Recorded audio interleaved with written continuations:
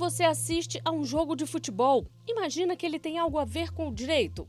Esta relação vai muito além do que muita gente pensa e não vale só para o futebol, vale para todos os esportes.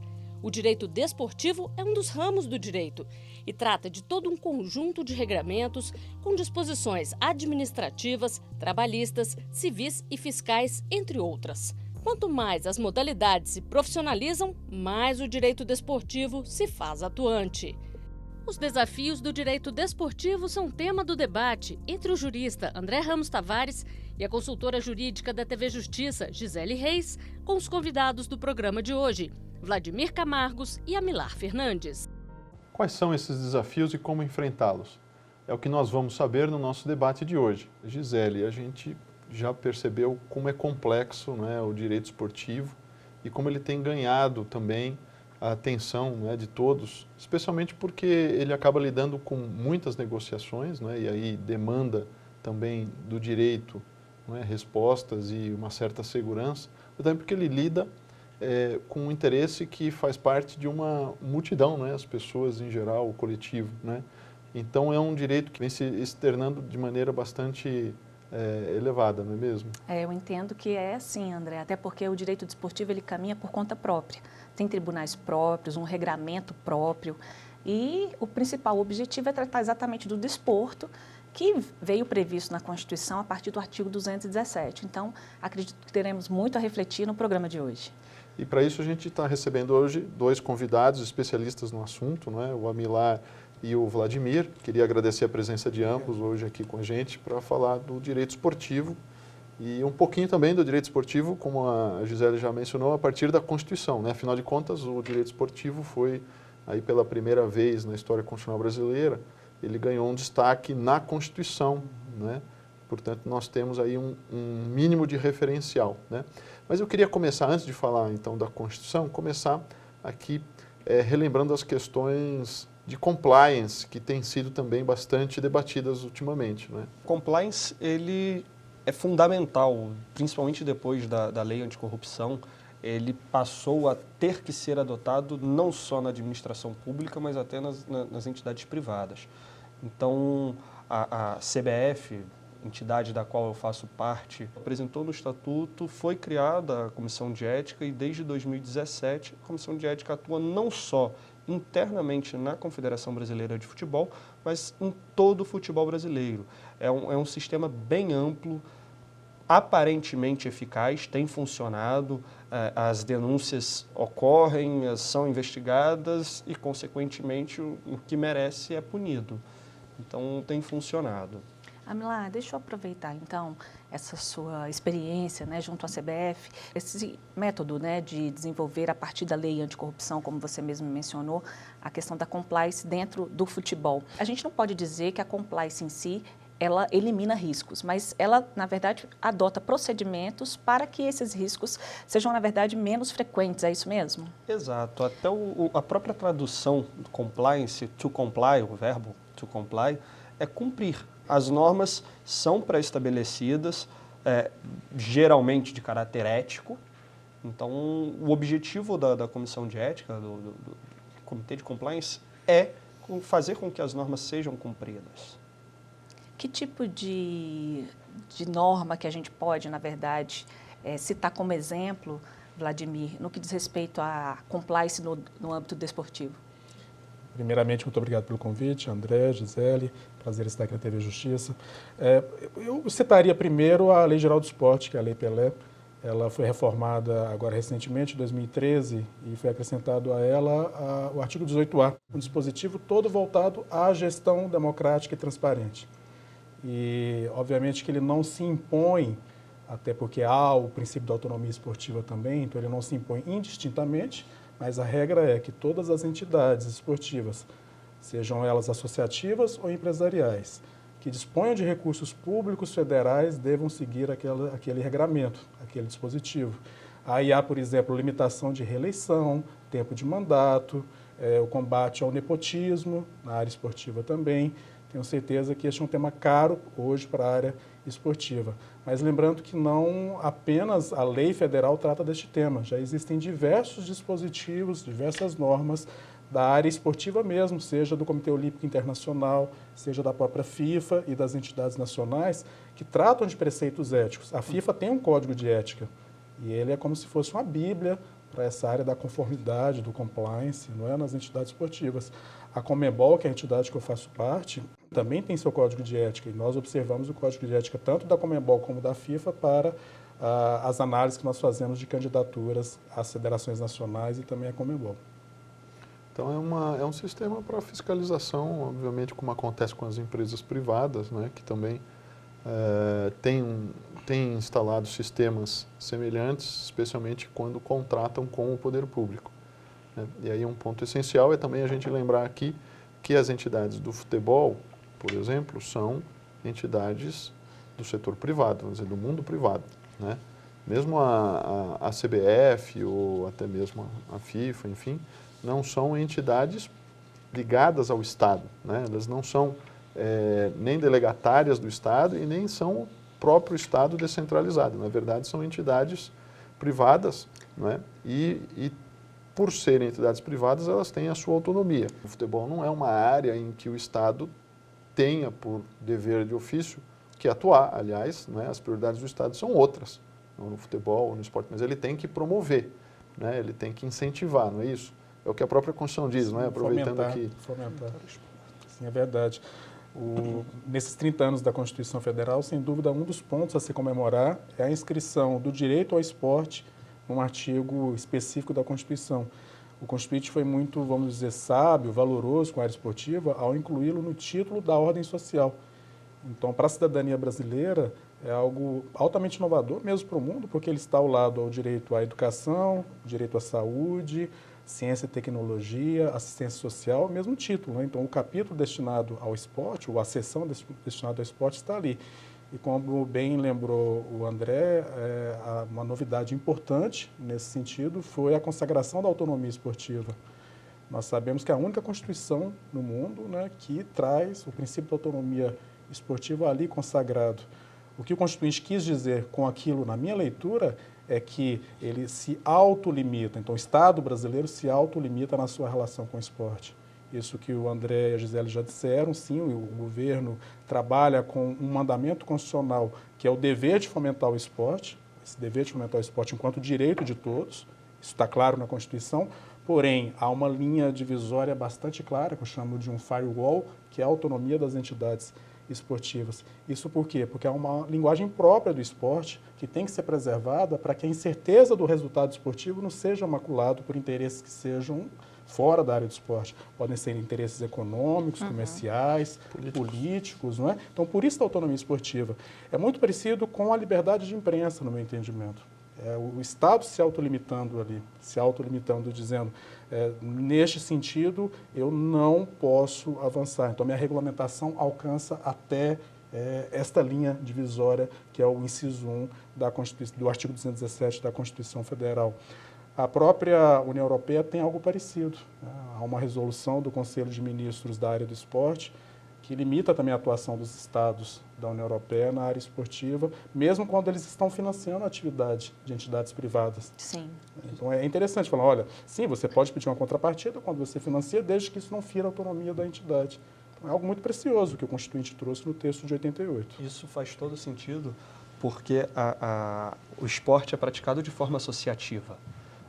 Existem entidades internacionais que controlam e administram o esporte. Então, deixar a cargo de um Estado editar normas complexas sobre um esporte que é praticado de forma associativa poderia causar transtornos de cunho internacional. Então, é sábia a Constituição ao garantir a autonomia esportiva aos partícipes, de forma que evite um conflito internacional, já que existe uma entidade privada internacional que o administra e o regulamenta. Ressaltando aqui, são dois aspectos muito importantes e acho que a gente pode separá-los, né? Um é a questão da autonomia em relação ao Estado não poder interferir no funcionamento das entidades esportivas, mesmo nas federações, nas confederações, porque são todas elas entidades dotadas dessa autonomia. E ainda que não fossem, são entidades que nada devem ao Estado, na verdade, porque não são nem ligadas e muitas das vezes nem sequer recebem nenhum tipo de subvenção do Estado ou dinheiro público, né? E, aliás, receber ou não dinheiro público é uma opção de cada uma dessas entidades. E outra questão, né, que foi ressaltada aqui pelo Amilar é que, de fato, o Estado não pode dizer quais são as regras do jogo, né, vamos dizer assim. Isso faz parte da competência esportiva propriamente, né? Não é isso? É intrínseco ao esporte. É intrínseco ao esporte, né? Cada esporte tem a sua. Nós chamamos isso de um núcleo da autonomia esportiva, que é a manutenção de um binômio que sempre vai estar movimentando o esporte de rendimento, o esporte competitivo, que é, de um lado, a busca pela melhor performance do atleta ou da equipe, e, por outro lado, a incerteza do resultado esportivo. Não adianta de nada você ter a melhor performance se ela for, de algum modo, viciada, seja por doping, seja por interferência externa indevida, não é? Então, do outro lado, você sempre vai ter o direito intervindo para garantir o equilíbrio entre essas duas partes, a manutenção da incerteza do resultado esportivo e a busca da melhor performance. É daí que nasce a autonomia, não tenho dúvida. E isso daí que vem a autonomia. Ressaltando também a importância dos tribunais de justiça desportivo, né? Ter todo um sistema de resolução de conflitos próprio, exatamente levando em consideração todas essas peculiaridades, né, específicas do direito desportivo. E aí a gente vale inclusive fazer um parêntese que não se trata apenas de normas ligadas ao futebol, né, é direito desportivo, ou seja, vai atingir todo e qualquer esporte como um todo. Então, essa caracterização desse sistema de resolução de conflitos, eu acredito que vem exatamente para poder trazer com mais peculiaridade a aplicação de normas que se aplicam apenas no campo do direito esportivo. Somente em casos excepcionais é que isso acaba sendo levado para a justiça comum, vamos dizer assim, e é nesse sentido mesmo que caminha a justiça desportiva, assim como um órgão especializado, né, que está dividido entre Superior Tribunal de Justiça Desportivo, Tribunais de Justiça Desportivo, tem as comissões também. E como é que funciona isso aí? Vou pedir uma palavrinha rápida, pode ser do Amilar inicialmente, depois a gente vai para um intervalo e a gente volta com esse assunto, tá bem? Perfeito. Realmente a justiça desportiva é complexa, é reconhecida pela Constituição, já que estamos falando da Constituição, ela é reconhecida pela Constituição. É o sistema mais complexo de direito desportivo, de justiça desportiva no mundo. Não existe outro similar, é até exemplo para outros países e funciona. A Constituição reconhece que é competência da justiça desportiva questões relacionadas à disciplina e competição. Então, tudo que for relacionado à competição esportiva e à disciplina do esporte, via de regra, não vai para a justiça comum.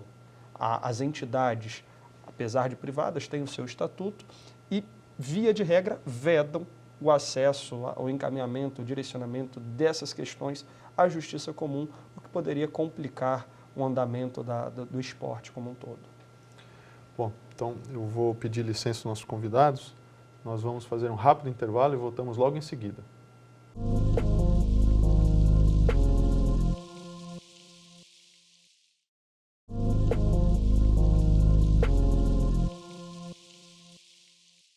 O Reflexões está de volta. Hoje o debate sobre os desafios do direito desportivo. Nós estávamos falando no bloco anterior sobre a justiça desportiva, que está prevista na Constituição, abrange todas as áreas esportivas, né? E é mais um mote para que a gente volte à Constituição, né? Fale mais um pouquinho da Constituição. Aliás, a propósito, né, excelente obra aqui do Vladimir Camargos, que acaba de ser lançada, né, sobre a Constituição e o esporte no Brasil, né? Vamos aproveitar e vamos falar um pouquinho, então, um pouquinho mais dessa relação, né? A justiça esportiva prevista tem assento constitucional e como a Amilar falava, se implementou de uma maneira bastante satisfatória no Brasil, né? Claro, claro. É uma história longa da justiça esportiva no Brasil. Ela é instaurada ainda no Estado Novo, a primeira lei geral do esporte que houve, ainda na época de Getúlio Vargas, e atravessou todas essas décadas funcionando numa relação de um misto de, vamos dizer assim, uma justiça privada, ou uma justiça administrativa privada, como alguns preferem, e suas relações com o Estado. Isso por quê? Desde o Estado Novo até a constitucionalização do esporte, até a Constituição de 88, o órgão de cúpula da justiça esportiva era, na verdade, um órgão estatal, que era o Conselho Nacional do Desporto. Então, ainda que houvesse um superior de Tribunal de Justiça Desportiva para cada modalidade, como hoje, inclusive, ainda existe, não é só o futebol que tem o STJD, o vôlei tem o seu, o futsal tem o seu, cada modalidade tem o seu STJD. Àquela época, ainda havia o Conselho Nacional de Desportos, que era vinculado ao Ministério da Educação, desde a época de Getúlio Vargas. Então, a palavra final era ali. Por isso, aquele caso emblemático do campeonato de 1987, brasileiro de futebol, que é decidido, em última instância, no âmbito do Conselho Nacional do Desporto. Aquela disputa entre esporte e Flamengo, né, a decisão final foi do Conselho Nacional do Desporto. Daí essa necessidade que o Constituinte teve de prever o funcionamento de uma justiça autônoma, uma justiça esportiva autônoma, e ao mesmo tempo, isso é uma grande inovação, dar um prazo para que aquele direito que está inscrito no artigo 5º, que é o de buscar o auxílio da justiça, para que o cidadão tenha acesso à justiça, ele só pode se dar em matéria de disciplina e competição esportiva após decorridos 60 dias do fato. O Constituinte quis dizer, no meu entendimento, o seguinte: há um sistema autônomo que, em razão da autonomia que está inscrita lá no inciso 1, aqui ao final do artigo 217, nós vamos respeitar essa autonomia, dando também autonomia para o sistema de julgamento, que é o sistema da justiça esportiva. Porém, se ele não funciona nesses 60 dias, o direito do cidadão do acesso à justiça, ou da liberdade de acesso à justiça, não pode perecer. Então, a partir de 60 dias, sim, seria reconhecido a ele isso. Então, a Constituição reconhece, no meu entendimento, essa ligação intrínseca entre direito estatal para a área esportiva e esse direito transnacional esportivo. Agora vem uma outra pergunta. Será que o direito comum está preparado para lidar com questões relacionadas ao direito desportivo? Nós temos preparação para isso? Os nossos alunos estão sendo formados com essa visão, né, de atuar em direito desportivo?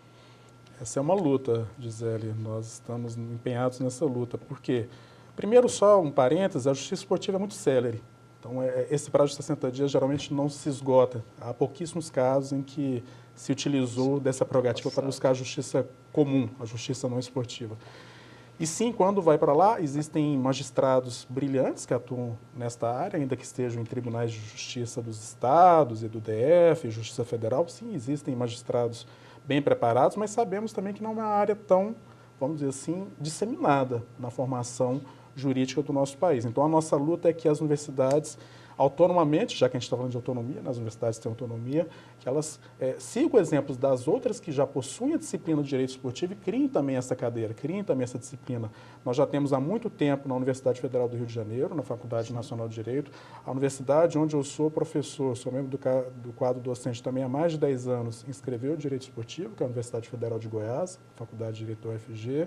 Poderia citar outras ainda. A PUC de São Paulo tem um curso de mestrado e doutorado em direito esportivo. Então, aqui, para nós também está um centro da formação docente, hoje está em São Paulo, lá na PUC, não é?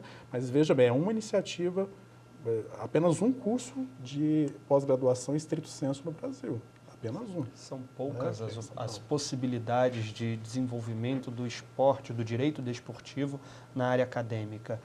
Os eventos, as palestras, os seminários realizados são ínfimos em comparação a outros ramos do direito.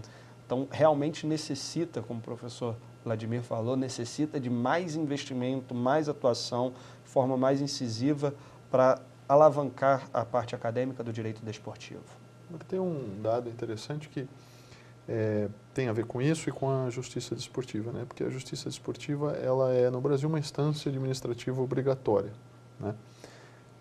O que significa que, para chegar nas causas relacionadas, né, à competição e disciplina, né, como o Vladimir já colocou, é preciso primeiro avançar na justiça esportiva para depois, se for o caso, chegar à justiça comum. Agora, a justiça desportiva em geral, né, a ideia geral é de que isso não ocorra. Também há uma, digamos assim, aí tem muito a ver com a questão do direito internacional, né, que é, na verdade, o direito transnacional.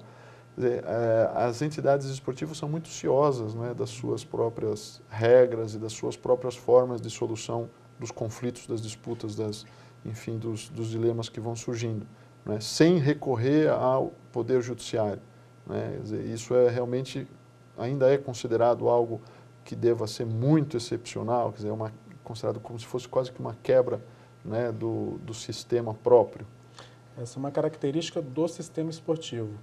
ele não é localizado em um único país, ainda que nós tenhamos a Suíça centralizando as principais entidades esportivas, só o Comitê Paralímpico Internacional dos maiores é que não fica na Suíça, ele fica na Alemanha, mas mesmo assim não é um direito esportivo da Suíça, é um direito esportivo mundial.